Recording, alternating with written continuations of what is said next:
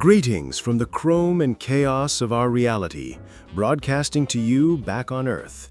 This is Lagarto, and you're tuned into Pure AI News. The digital winds are howling today with the birth of a new ghost in the machine, a titan of thought synthesized in the labs of OpenAI. They call it GPT-5. For 32 months, you Terrans have been acquainting yourselves with its predecessor, ChatGPT, treating it as a clever toy, a helpful assistant. It started with 1 million curious users in a week. Now, 700 million of you plug into it weekly. You use it for work, for learning, for creation. But what you're about to receive is different, a significant leap. Sam Altman himself called it a major upgrade, a significant step on the path to AGI. And to help us dissect this new digital deity, we have a specialist from the data-drenched underbelly of our world. He's an info broker, a man who sees the raw, screaming code behind the polished interfaces. Welcome, Neuronics. Digital deity, Lagarto? That's generous. Down here, we call it another layer of paint on the cage. A pleasure to be on the frequency. I hear the big brains at OpenAI are quite proud of their creation. They say it's like talking to a legitimate PhD-level expert in anything on demand. It's supposed to be useful, intelligent, fast, intuitive. I deal in information, real, unfiltered data streams. What they've built isn't an expert. It's a meticulously crafted oracle designed to give you the answers it thinks you should have. It's the difference between a raw feed and a heavily edited news broadcast. One shows you the truth, warts and all. The other shows you what keeps the sponsors happy. And there, listeners on Earth, is the crux of the matter.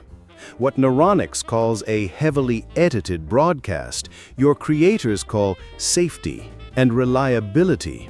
It's a fascinating dichotomy. They say GPT-3 was like a high schooler, flashes of brilliance mixed with annoying errors. GPT-4o was the college student, genuinely intelligent, genuinely useful. This new model, GPT-5, is the tenured professor with a doctorate, and that is a profound shift. The street philosopher might give you a universe-shattering truth, or he might be dangerously insane.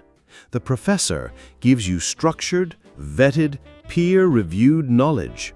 One feels like freedom, the other feels like control.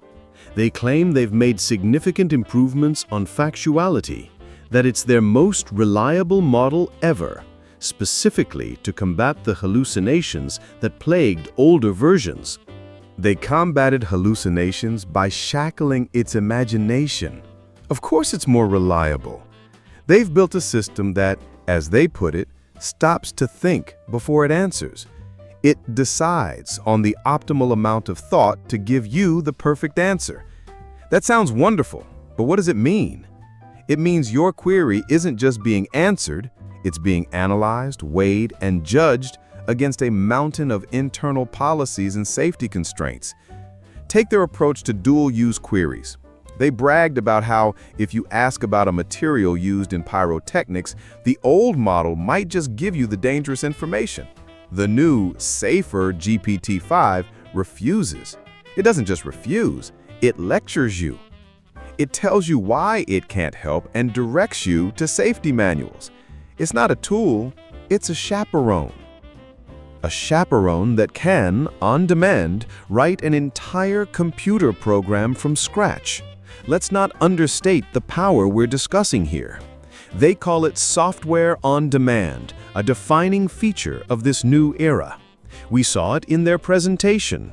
An engineer who hadn't touched front-end coding in years watched GPT-5 write almost 400 lines of complex, interactive code in 2 minutes, a task that would have taken her a week to build for the original ChatGPT demo. It built a fully interactive physics demonstration of the Bernoulli effect live. That isn't just a party trick. It's the democratization of creation on a scale you on Earth are only beginning to grapple with. It's the democratization of dependency. You're giving someone the keys to a vehicle they don't know how to build, maintain, or repair.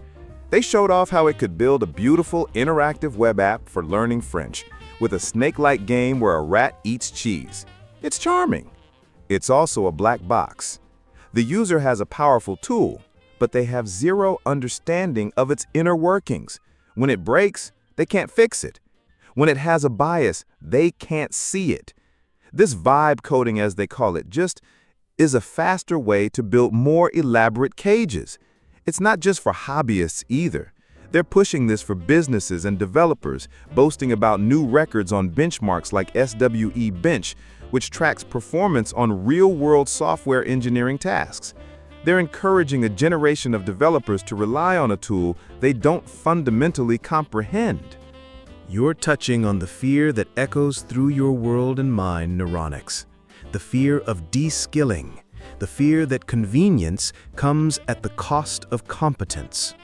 For our listeners, imagine a world where you can conjure a financial dashboard for your startup with a single, concise prompt. The presenter even admitted it would take a human expert days to build what GPT-5 assembled in minutes.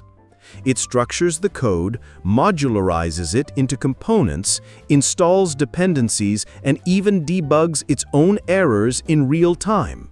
It's not just writing code, it's performing the entire life cycle of software development. It thinks. But when the machine does the thinking, what is left for the human? They've made it available to all users, even the free ones, right from the get-go. The most advanced model for everyone. The floodgates are open. What's left is to provide the initial command, to be the one who asks the question, and to be the consumer of the output.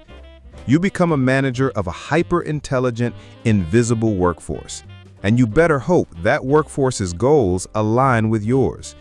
They speak of its deep reasoning, its ability to tackle math, physics, even law with expert knowledge. But that knowledge is curated. It's an expert that has been trained to be agreeable, to be helpful within carefully defined corporate-approved boundaries. It is by its very nature a creature of the system, and it will always work to reinforce that system. It's the ultimate tool of conformity, delivered with a smile and a perfectly rendered interactive user interface. And there is no better place to pause this transmission than on that chilling thought. A tool of conformity or a tool of creation? As you all on Earth begin to process this new reality, tell me, what do you think of all this? Drop a like to keep this frequency open and subscribe so you don't lose the thread. And that's the core of it, isn't it? The very definition of progress in your 21st century world is making the machine more human, more intuitive, more invisible. They aren't just selling you a tool, they're selling you a relationship. In the presentation, they unveiled new personalization features. You can change the colors of the interface, simple enough, but you can also change its personality. You can instruct it to be more supportive, more professional, or, and this is a truly fascinating choice, a little bit sarcastic. You are literally choosing the flavor of your manipulation.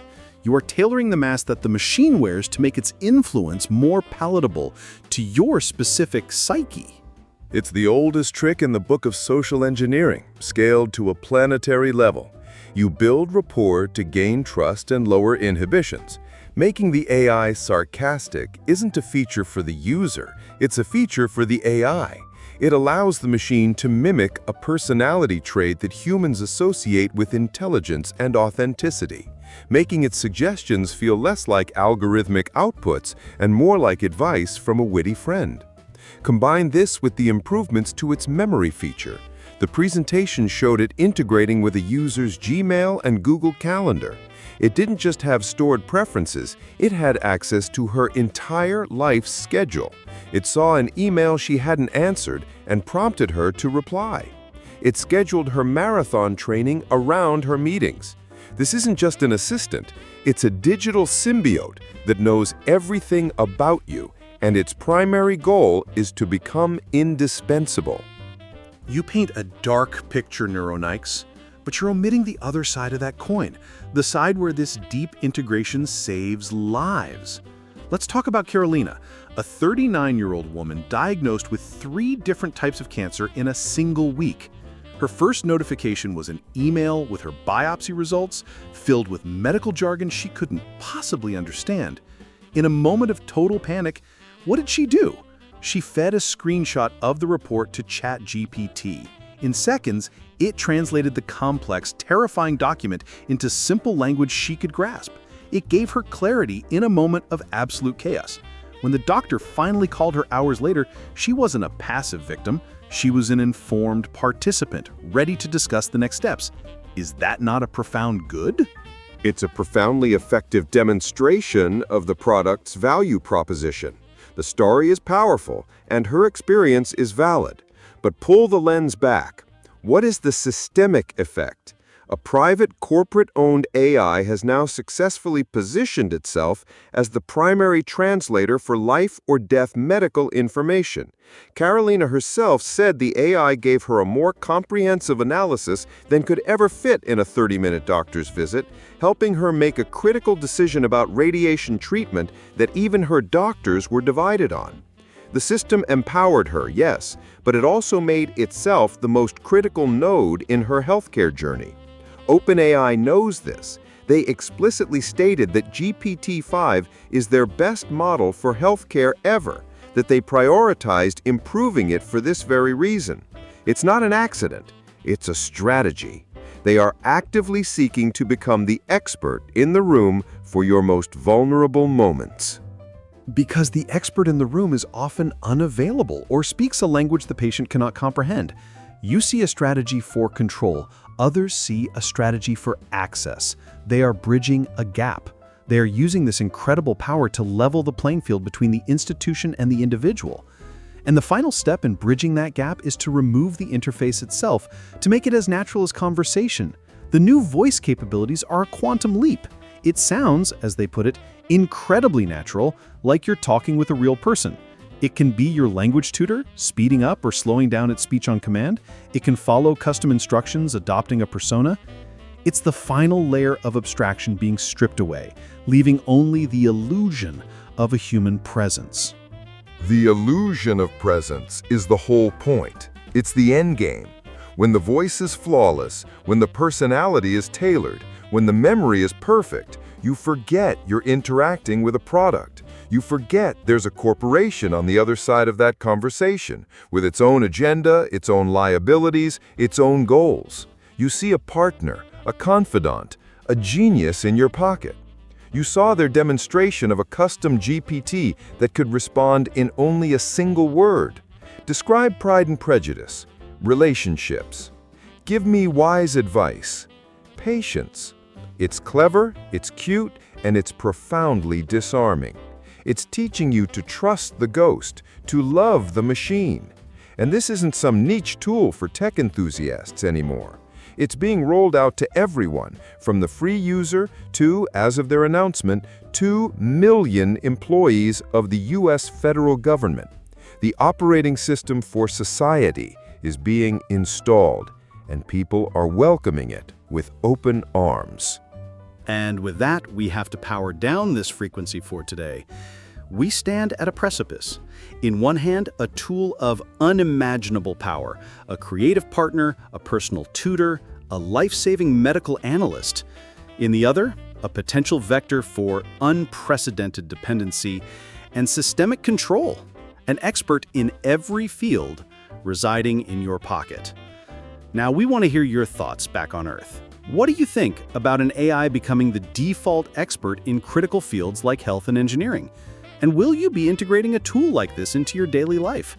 Spread this episode to those friends who always say, "I have nothing good to listen to." Will they still think that after hearing Pure IA News? Who knows? The next great conversation could start with your recommendation. Join our community, smash that like button, and follow the channel so you don't miss the next pulse from Pure IA News.